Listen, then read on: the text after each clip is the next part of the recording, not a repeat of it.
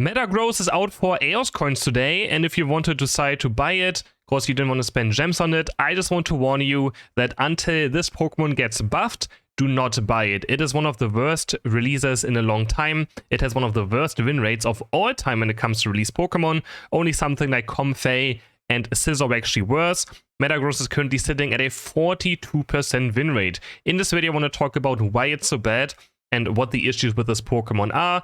First of all, one of the biggest issue any of these Pokemon always have, it's a level 9 evolution, right? Level 9 evolutions do take quite a while to, really start ramping up. So pretty much you can see in this game as well, I went for a jungle because at some point when I played METAGROSS, I was so tired of playing it in lane and not getting anything done because it just takes so long. The stage 1 evolution also doesn't have great last hitting, so laning phase can be an absolute struggle, and we all know getting to level 9 can take quite a while. Of course it can go online at level 7, since we pick our second move up on level 7, unlike Tyranitar or Gudra where it's even after level 7, so that's already a plus point. But the biggest issue I have with this Pokemon is just the cooldowns are way too high. Meteor Mash's cooldown is absolutely wild. It's still a higher win rate build. I thought Gyro Ball might actually be a bit better as well at some point, but Gyro Ball was also just missing damage overall. But honestly, I think this Pokemon can be very good very fast. I hope Timmy doesn't overbuff it, right? Because I do think METAGROSS has a lot of potential, but again, the cooldowns are insane. I tried every single build, right? I tried everything with Gyro Ball, both abilities. I tried both abilities on Meteor Mash. In the end, again, I liked Zen Headbutt and Meteor Mash the most. But then again, in team fights, it still felt quite rough. You can see now my Meteor is on a 9-second cooldown. And the question is, how do we reset it? With boosted auto attacks. But the problem is the Pokemon is so squishy that you can't even basic attack in fights. Like, you can straight up just not, right? You cannot basic attack a lot.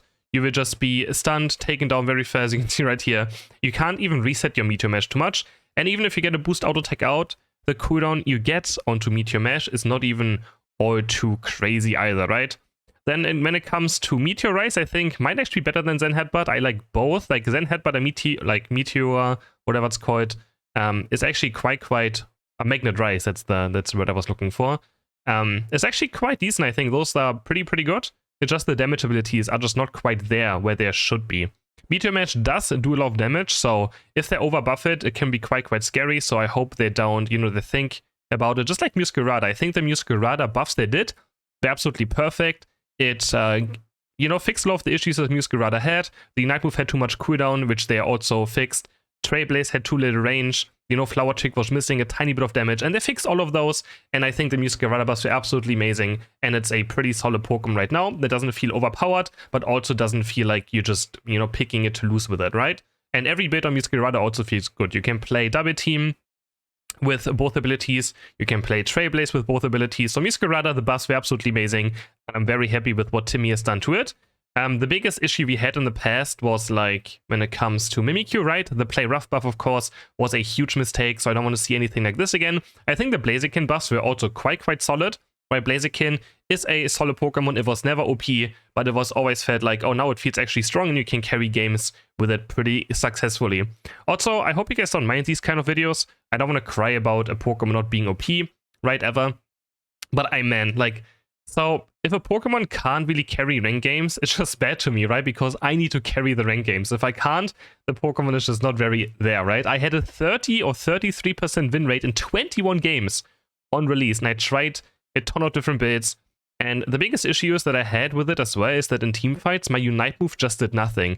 Either it got cancelled, or it completely looked like it bugged out, or I trapped myself with my opponents and just died, right? Like, the Unite move is so weak. Or it left people, I remember completely comboing a 15% HP Mewtwo Y, and my Unite didn't even kill him.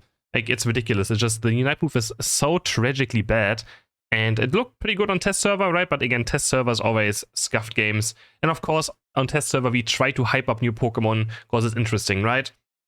Here, this was a pretty good Unite move, though. Like, it can happen as well. Like, you don't always have only bad Unite moves. It was still very fun to play, so I have big hopes for METAGROSS because even though I only won 33% of my games in 21, I still had a fun time playing it. I think it's going to be very fun once it's strong. I think Gyro Ball as well, trying to hit that outside circle, playing around your cooldowns, I think is very fun. Zen Headbutt is fun, Magnet Rise is fun.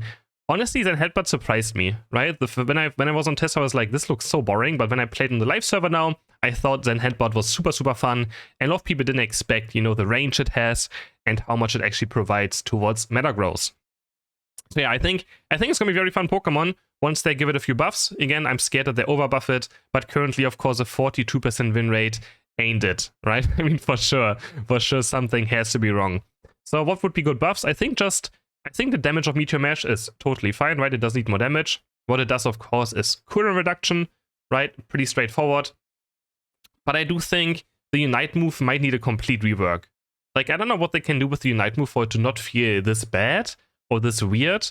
But it has to be maybe be something completely else. Or maybe the wall always spawns when you hit someone. Like, I don't know what this, like, part is that you can only spawn a wall when you hit or scan 2, 3, 4 enemies, right? It doesn't really make any sense. I feel like it should always just spawn the wall, right? Like, even with that, it wouldn't feel O2P. Like, in this scenario, why doesn't it spawn the wall still, right? It's not like it's something insanely overpowered either. It's just terrain you spawn that enemies can still dash out of. So I don't really get the restriction of having to scan multiple enemies for the wall to hit. Also, you can't really choose on who you go on. You always fly towards the lowest HP one, and then you don't even do enough damage to really finish anyone off. But again, the Unite move in general just also felt very buggy. So, but yeah, I mean, again, if they buff it, I think I'm very excited. I will play a lot of Metagross once it feels a bit better. A lot of people have been saying we just haven't figured out the best build for it yet. And honestly, maybe they're right. Maybe we just haven't figured out the best Metagross build, right? It could be Magnet Rise Gyro Ball. But again, those builds have an even worse win rate. I think one of the Gyro Balls builds has like a 39% win rate, while the Meteor Mash builds are sitting at like 43 and 42.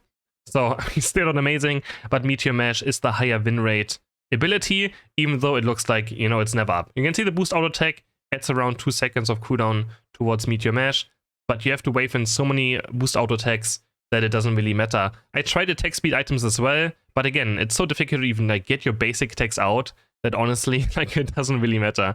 I tried, like, I literally tried every build. I tried double stacking, I tried a full attack speed build, I tried a crit build as well, because the Meteor Mash boosted auto attack, or the attack after Meteor Mash does crit, so it can also give you a lot of burst damage, and Metagross in general has pretty decent crit.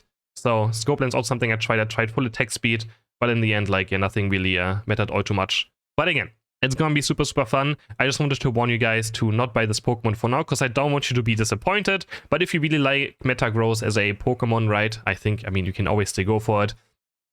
In the end, we're playing for fun, right? And as long as you're having fun playing the Pokemon, even in a ranked environment, of course, it's gonna be fine. But your allies might not be happy with you picking up, you know, the worst Pokemon currently in the game. I guess that is not the worst Pokemon in the game. I mean, it's by far the lowest win rate, but I do think, of course, it needs a bit of practice, right? A bit of time to get used to. I hope you guys enjoyed this video. Let me know in the comments what you think about Metagross. Am I being too harsh on it? And do you really care about me calling, you know, new releases bad?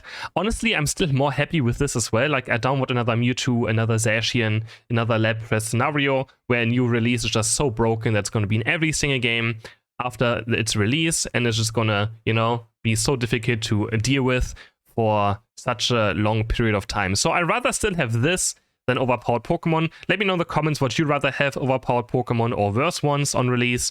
And don't forget to like the video and subscribe to my channel.